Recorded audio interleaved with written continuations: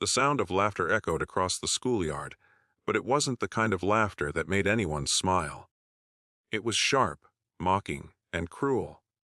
In the middle of it all, Emma, a quiet girl with a gentle heart, stood helplessly as a group of boys tied her tightly against a tree. Her blue school jacket pressed uncomfortably against the rough bark, and ropes dug into her arms. She tried to wriggle free, but the harder she fought, the tighter the rope seemed to pull. The boys laughed louder, proud of their prank, never stopping to think how terrifying it felt for the girl they targeted. Emma's tears rolled down her cheeks as hours passed. The sun shifted in the sky, shadows stretching across the schoolyard. Students came and went, some glancing but none daring to step forward. The fear of becoming the next victim was enough to keep them silent. Every second Emma stayed there felt like an eternity.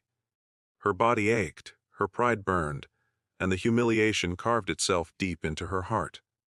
But Emma's story didn't end there, because while she stood helplessly bound, something inside her began to change. The shame slowly hardened into resolve. The fear sharpened into determination. She whispered to herself, "This won't break me. I will never let them decide who I am." Eventually, a teacher found her and freed her, shocked and horrified at what had been done. But the damage had already been done, not to Emma's spirit, but to her faith in the people around her. Still, Emma chose not to hide. Instead, she made a promise that day. She would turn her pain into strength. The days that followed weren't easy. The bullies still mocked her, calling her "Tree Girl" every time she walked past. She could have let their words chain her down the way the ropes had. But Emma decided to fight back. Not with fists or anger, but with courage. She joined the debate team, where her quiet voice slowly grew into one of confidence. She worked harder in her classes, surprising teachers with her determination. And when the school held a sports tryout, she signed up, even though no one expected her to last. The bullies watched and laughed again, but this time their laughter sounded different. They could no longer see the same broken girl they had tied to a tree. They saw someone rising above them, someone they could not crush no matter how hard they tried. Still, Emma faced countless challenges. Nights of self-doubt haunted her.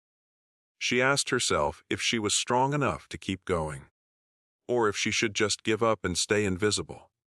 At times, she wanted to quit everything, to crawl into the shadows where no one could hurt her again. But then she remembered that terrible afternoon, the rope cutting into her arms, the sound of laughter stabbing her heart, and she refused to let that be her story's ending. Slowly, she began to win people's respect. A few classmates who had once stayed silent now apologized, ashamed that they hadn't helped her. Teachers praised her determination. Her voice in debates began to carry weight, and her victories in small school competitions made headlines in the local paper. Emma was no longer the girl who had been tied to a tree. She was the girl who refused to stay tied down. Months later, everything came full circle. The school organized an assembly on bullying, and to everyone's surprise, Emma was asked to speak.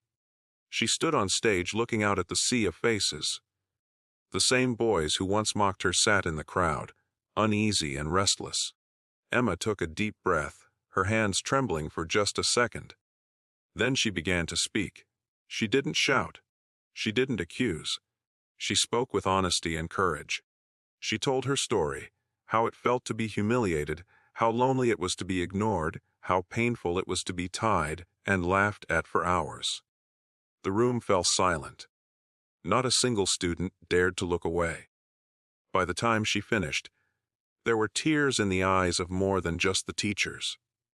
The bullies never imagined that the girl they once mocked would stand before the whole school, not as a victim but as an inspiration. They had tried to break her, but instead they had forged her strength. From that day forward, Emma was no longer seen as the weak, quiet girl. She was seen as a leader, a survivor, and an example of what true courage looks like. Her story spread beyond the walls of the school. Parents told their children about her courage. Teachers reminded students that silence in the face of cruelty is just as harmful as the cruelty itself. And for Emma, she carried her scars not as burdens, but as proof of what she had overcome. The message was clear: life will tie you down with ropes of fear, humiliation, and pain. But what matters is not how tightly you're tied. It's how fiercely you choose to rise once you're free.